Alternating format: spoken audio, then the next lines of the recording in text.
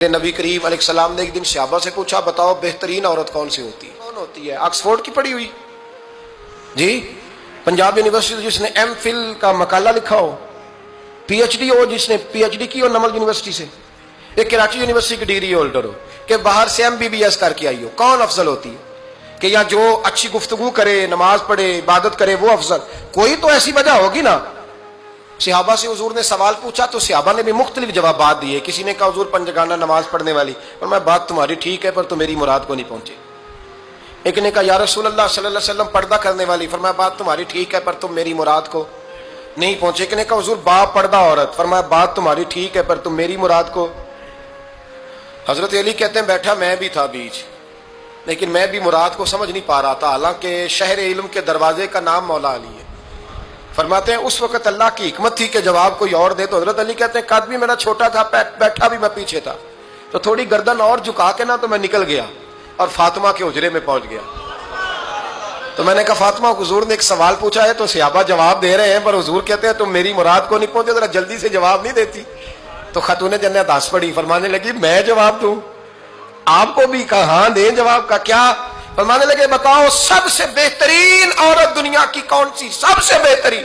تو جناب فاطمہ کہنے لگی سادہ سا جواب تھا، آپ لوگوں کو آیا کیوں نہیں؟ کہا چلو بتاؤ۔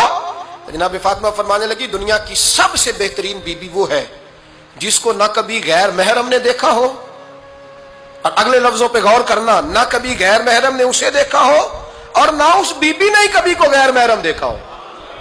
یہ کوئی پردہ نہیں کہ بی بی کہتی ہے جناب میں تو چہرہ ڈھانپ کے نکلی تھی، باقی میں دکاندار سب سے بات چیت کر آئی، سب کے چہرے دیکھ آئی۔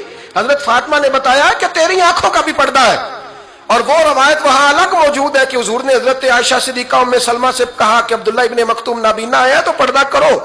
تو یہ نابینا اس سے پہلے سیرت نگاروں نے لکھا ہے کہ ایک دن یہ اس سے پہلے حضرت فاطمہ کے گھر چلے گئے حضور کے ساتھ، تو نبی کریم علیہ السلام نے جب ان کو لے کے حضور داخل ہوئے تو جناب فاطمہ نے آنکھیں جھکا لی، پردہ کر لیا۔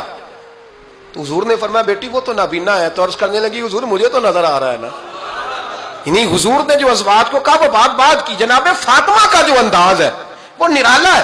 تو حضرت علی کہتے ہیں جناب فاطمہ نے جواب دیا کہ بہترین عورت وہ جس نے نہ کبھی غیر محرم دیکھا ہو اور نہ غیر محرم نے کبھی، وہ بی بی نے بھی کبھی غیر محرم بندہ نہ دیکھا ہو، دیکھا ہی نہ ہو اس نے۔ یہ پوائنٹ ذرا مشکل ہے، سمجھنے والا ہے۔ تو حضرت علی کہتے ہیں میں وہاں سے گردن جھکائی اور بیچ آ کے بیٹھ گیا، بات ابھی جاری تھی۔ حضور نے فرمایا آتا ہے کسی کو جواب؟ تو کہتے ہیں میں نے ہاتھ کھڑا کیا، میں نے کو حضور آتا ہے، تو حضور مسکرا پڑے، فرمایا چل بتا۔